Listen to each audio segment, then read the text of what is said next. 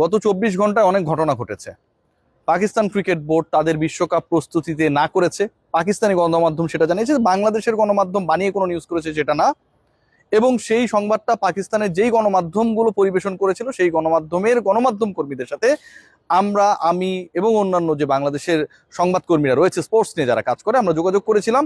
ব্যাপারটার সত্যতা পাওয়া গেছে, এরকম একটা ডিসিশন তারা নিয়েছে।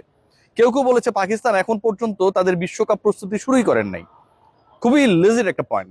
বিশ্বকাপ প্রস্তুতি শুরু করে নেই এবং বিশ্বকাপ প্রস্তুতি শুরু করার ক্ষেত্রে পাকিস্তান ক্রিকেট বোর্ড এখন পর্যন্ত ডিসাইডেড না। দ্বিতীয় পয়েন্ট যেটা এসেছে যে পাকিস্তান বাংলাদেশকে গাছে তুলে দিয়ে মই টেনে নিল, শেষ পর্যন্ত বাংলাদেশের কি হবে? তাদেরকে বাঁচাতে কেউ আসবে না, বিশ্বকাপ খেলবে না, বিশ্বকাপ না খেলার কারণে বাংলাদেশের উপরে স্যাংশন আসছে এবং সামনের ভবিষ্যৎ খুবই খারাপ। কোয়ালিফায়ার খেলে পরবর্তী বিশ্বকাপগুলোতে বাংলাদেশকে কোয়ালিফাই করতে হবে। থার্ড যে পয়েন্ট, সন্ধ্যা নাগাদ নতুন নতুন নিউজ আসা শুরু করলো এবং সেখানটায় বলা হলো গালফ নিউজের বরাদে, আমার আলোচনাটা প্লিজ শোনার জন্য অনুরোধ করছি সবাইকে। সেই নিউজে বলা হলো, গালফ নিউজের বরাদে যে নিউজটা করা হলো, যেহেতু গালফ নিউজটা হচ্ছে অনেকটা পাকিস্তান বেসড, সেখানটায় বলা হলো যে পাকিস্তান এরকম কোনো কমিটমেন্ট করে নাই যেখানটায় বাংলাদেশ দলকে নিয়ে যদি সুবিচার নিশ্চিত না হয়, আইসিসির কোর্টে বাংলাদেশের বিশ্বকাপ খেলার ভাগ্য নির্ধারণের ক্ষেত্রে যদি নিরপেক্ষ ভেন্যুর ব্যবস্থাপনার ক্ষেত্রে আইসিসি প্রপার স্টেপ না নেয়, তাহলে পাকিস্তান এরকম কোনো ওয়াদা করেনি যে তারাও বিশ্বকাপে খেলবে না। Let's come to the point. প্রথম যে পয়েন্ট যেটা, সেটা হচ্ছে ইএসপিএন ক্রিকবাজ যে নিউজগুলো করেছিল যে বাংলাদেশকে ডেডলাইন দেওয়া হয়েছে এবং পরবর্তী সময়ে এই নিউজগুলো, এই ডেডলাইন কেন্দ্রিক যে নিউজগুলো দেওয়া হয়েছিল, Bangladesh cricket board official press briefing করে বলেছে এরকম কোনো ডেডলাইনের ডিসকাশন গত স্যাটারডের বৈঠকে হয় নাই। ব্যাপারটা কিন্তু এরকম না কোনো একজন মিডিয়া এজেন্সি থেকে ফোন করলো বা আমি ফোন করলাম, বাংলাদেশ ক্রিকেট বোর্ডের নাম প্রকাশে অনিচ্ছুক কোনো কর্মকর্তা বলল যে এরকম কোনো ডিসকাশন হয় নাই। ব্যাপারটা এরকম না। এইরকম একটা জায়গায় বাংলাদেশ ক্রিকেট বোর্ডের মিডিয়া কমিটির চেয়ারম্যান আমজাদ ভাই, তিনি এসে যখন এই ডিক্লারেশনটা দেন এবং তিনি এই ডিক্লারেশন দেওয়ার আগে যারা ওই মিটিং এ ছিলেন প্রত্যেকের সাথে কথা বলে কনফার্মেশন নিয়ে তারপরে মিডিয়া এসে 35 সেকেন্ডে সেই ব্রিফটা করেছিলেন, যেখানটায় বলা হচ্ছে এরকম কোনো ধরনের ডিসকাশন হয় নাই। তাহলে ডিসকাশন হওয়ার আলোচনাটা কারা করলো? Indian media. প্রোপাগান্ডা কারা ছড়ালো? Indian media. এবং সেই ইন্ডিয়ান মিডিয়া বলছে কি, বাংলাদেশকে 21 তারিখের মধ্যে ডিসাইড করতে হবে whether they want to play the upcoming world cup or not. Let's come to another point. গতকাল রাতে বিবিসি নিউজ করেছে, বিবিসি ব্রিটিশ ব্রডকাস্টিং চ্যানেল। এখন বিবিসি বাংলা আছে, উর্দু আছে, হিন্দি আছে, বিবিসির তো বিভিন্ন ভাগ রয়েছে, রাইট? এটা হচ্ছে মেইন বিবিসি ভাই, ওই যে ইউকে থেকে যে বিবিসিটা পরিচালিত হয় এবং যার ব্রাঞ্চ হিসেবে, শাখা হিসেবে, যার সিস্টার কনসার্ন হিসেবে অন্য আউটলেটস গুলো বিভিন্ন দেশে কাজ করে, সেই মেইন বিবিসি রিপোর্ট করেছে। খেয়াল করুন এবং শুনুন, বিবিসি ব্রিটিশ ব্রডকাস্টিং চ্যানেল জানাচ্ছে যে স্কটল্যান্ডের সাথে আইসিসির কোনো ধরনের যোগাযোগ হয় নাই, স্কটল্যান্ডকে রেডি রাখা হচ্ছে বাংলাদেশের বিকল্প হিসেবে, এরকম কোনো ধরনের কমিউনিকেশনস হয় নাই। এবং এই কমিউনিকেশনস নিয়ে যে নিউজগুলো ছড়ানো হয়েছে, স্কটিশ ক্রিকেট বোর্ডের সাথে যারা জড়িত তারা দাবি করেছে তারা এর ব্যাপারে কোনো কিছুই জানে না। তার মানে কি, স্কটল্যান্ডকে সামনে এনে বাংলাদেশ খেলবে না, তারা রিপ্লেস করবে, এই পুরো নিউজগুলোই ভুয়া। ব্রিটিশ ব্রডকাস্টিং চ্যানেল যারা পুরো ব্রিটেনকে প্রতিনিধিত্ব করে এবং সেই ব্রিটেনের 4টা গুরুত্বপূর্ণ part, England, Wales, Northern Ireland এবং স্কটল্যান্ড, এই যে 4টা পার্ট, আপনি যদি গ্রেট ব্রিটেনের ভিসা পান আপনি প্রত্যেকটা দেশে যেতে পারবেন, আলাদা আলাদা দেশ। এবং সেই দেশগুলোর অথবা ওয়ার্ল্ডের, আমরা যদি অন্যভাবে কাউন্ট করি, বিগার অ্যাসপেক্টসে কাউন্ট করি, BBC it matters and they made the report. বিবিসির জন্য কিন্তু এটা তাদের নিজেদের রিপোর্ট। স্কটল্যান্ডের খেলা না খেলার ডিসিশনের ব্যাপারে যখন বিবিসি নিউজ করবে, BBC British broadcasting channel direct representative of Scotland, সেখানটায় তারা বলছে এরকম কোনো ডিসকাশন হয় নাই।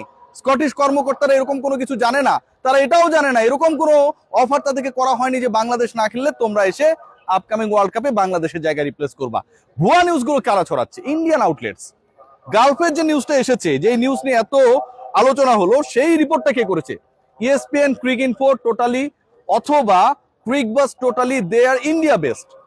রিপোর্ট যেটা হচ্ছে সেটা তারা বিসিসিআইর যে এজেন্ডা সেটাকে অনেকটা রিফ্লেক্ট করার চেষ্টা করছে। গালফের যে নিউজটা হয়েছে সেই নিউজটা কে করেছে?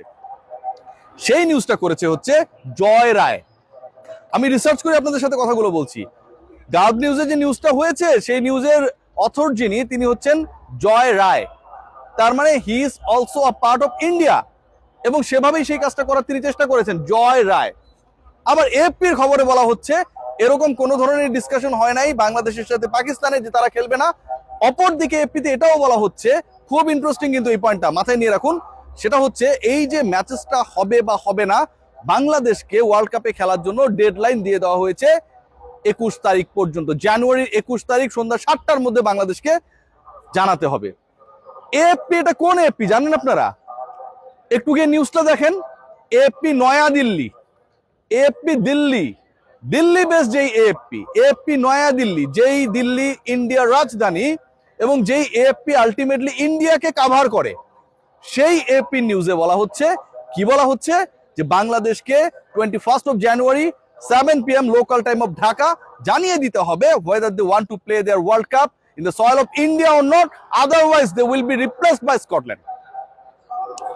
এএফপি নয়াদিল্লি জানাচ্ছে। ডাব্লিউজে নিউজ করেছেন জয় রায় এবং বিবিসি ব্রিটিশ ব্রডকাস্টিং চ্যানেল জানাচ্ছে এরকম কোনো ব্যাপার, কোনো ডিসকাশন হয় নাই। কার সাথে হয় নাই? স্কটিশ ক্রিকেট বোর্ডের সাথে হয় নাই আইসিসির। তার মানে বিবিসি তো নিশ্চয়ই ভুয়া নিউজ করছে না।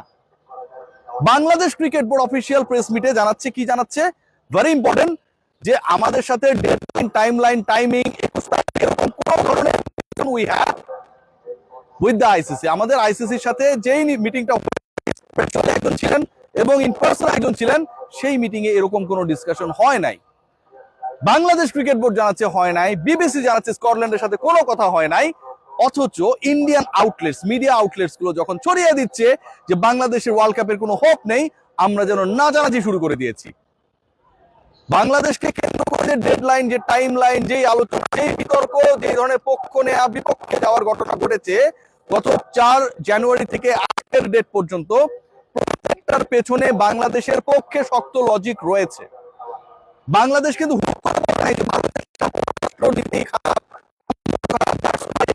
I am not interested to play my World Cup matches in India. Rather, বাংলাদেশের একজন সিকিউরিটি ইস্যুতে আপনি বাদ দিয়ে দিলেন আপকামিং একটা লোকাল টুর্নামেন্ট থেকে, এবং এই ডিসিশনটা যখন ভারতীয় কেন্দ্রীয় সরকার নিল, সেই সরকারের এগেনস্টে, সেই সরকারের ডিসিশনের রিফ্লেক্টে বাংলাদেশ সরকারও যে এখানটায় তার প্রতিক্রিয়া জানাবে, এটা খুবই স্বাভাবিক। এবং সেই প্রতিক্রিয়ায় একজন ক্রিকেটারকে যখন সিকিউরিটি দিতে অপারগ হয় কোনো একটা দেশ, সেই প্রতিক্রিয়ায় আপনি আপনার 15 জন ক্রিকেটারকে ওয়ার্ল্ড কাপ বলেই পাঠিয়ে দেবেন, মেনে নেবেন যে ওয়ার্ল্ড কাপ খেলতেই হবে, মেনে নেবেন যে আমার এই 15 জন ক্রিকেটারকে ভারত এবার তাহলে সিকিউরিটি দিতে পারবে। এটার কোনো ধরনের লজিক নেই, কারণ নেই। বাংলাদেশ সরকারের সেই স্ট্যান্সের পক্ষে এখনো পাকিস্তান রয়েছে। পাকিস্তান ক্রিকেট বোর্ডের পক্ষ থেকে এখন পর্যন্ত কোথাও এই নিউজ দেওয়া হয় নাই যে বাংলাদেশের পক্ষে আমরা সাপোর্ট করে ওয়ার্ল্ড কাপ খেলবো না। এই খবরটা যে বিভিন্ন জায়গায় ছড়িয়েছে এটা ভুয়া। পিসিবি কিন্তু এই কথাও বলে নাই, পিসিবি কিন্তু এই স্টেটমেন্টও দেয় নাই টিল নাও, যে বাংলাদেশের পক্ষ নিয়ে আমরা কি করব কি করব না, এই স্টেটমেন্টও পিসিবির পক্ষ থেকে আমরা পাই নাই। সো আমার কাছে যেটা মনে হয়, Indian outlets they are creating some pressure over the country and the people of this country, যারা আসলে ক্রিকেটটাকে ফলো করে এবং যারা বাংলাদেশের স্ট্যান্সটাকে সাপোর্ট করে, যেন বাংলাদেশ ইন্ডিয়ায় গিয়ে খেলতে বাধ্য হয়, এরকম একটা সিচুয়েশন ক্রিয়েট হয় অ্যাক্রস বাংলাদেশ। সবাই ভালো থাকবেন, টেক গ্রেট কেয়ার।